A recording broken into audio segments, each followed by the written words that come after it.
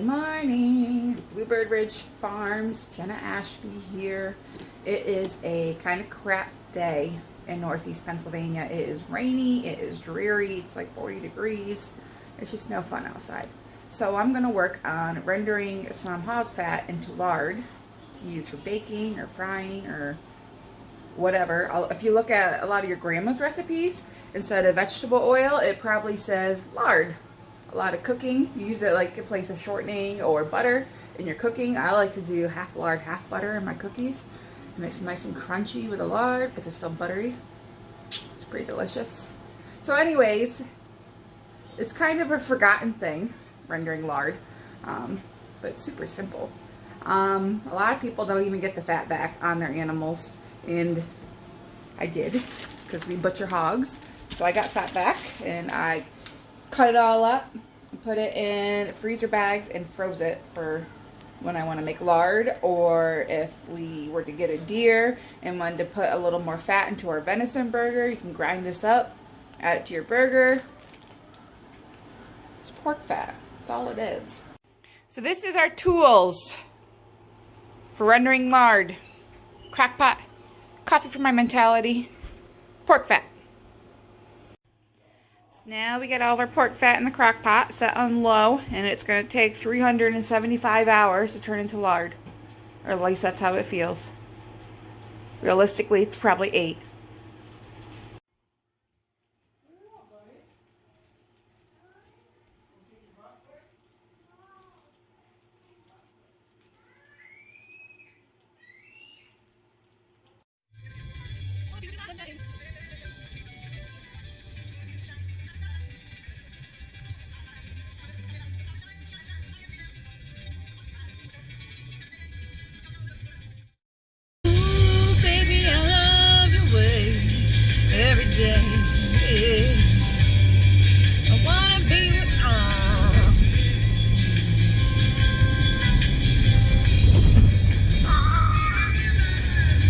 Pennsylvania roads! Swallow you up.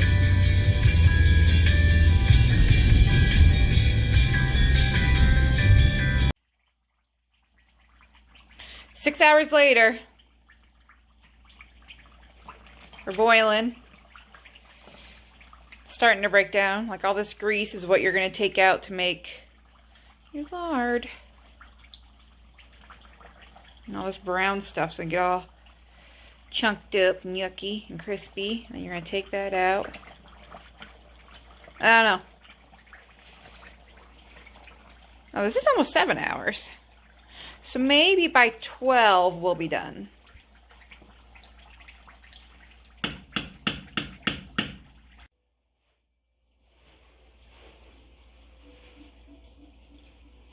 "13 hours later.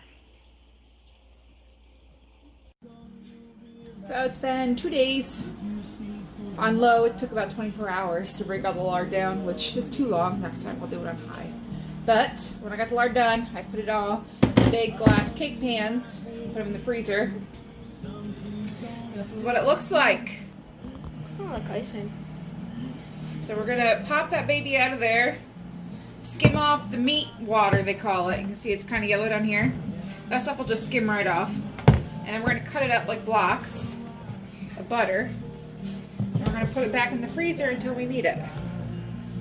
So let's get to doing that. So now I'm just cutting it up into chunks.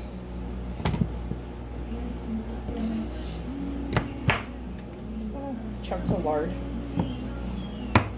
I wasn't a fan. Last time I did it, I put it in mason jars, and I did them in small mouth mason jars, which is probably the issue. Just wasn't exactly feasible to scoop out of.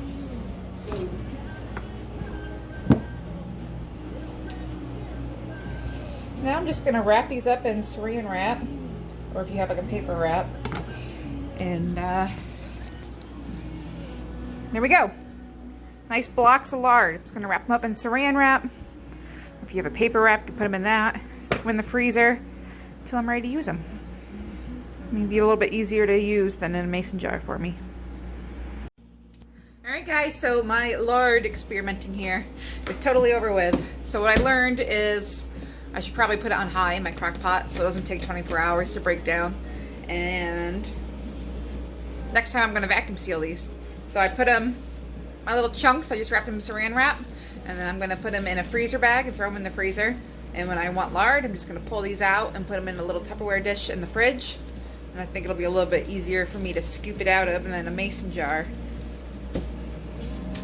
Yeah, that is it. We're going to freeze it, and we're going to have lard for making pie and frying French fries in and making cookies. And well, right now I have my cast iron pan seasoning with lard on it in the oven. So 1.5 million uses for lard, which is just pig fat, and they're pasture pigs, so it's even healthier fats in it, being pasture pigs. Yeah, so that's it. We made lard.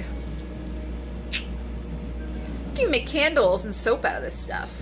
I'm just not there yet in my homesteading.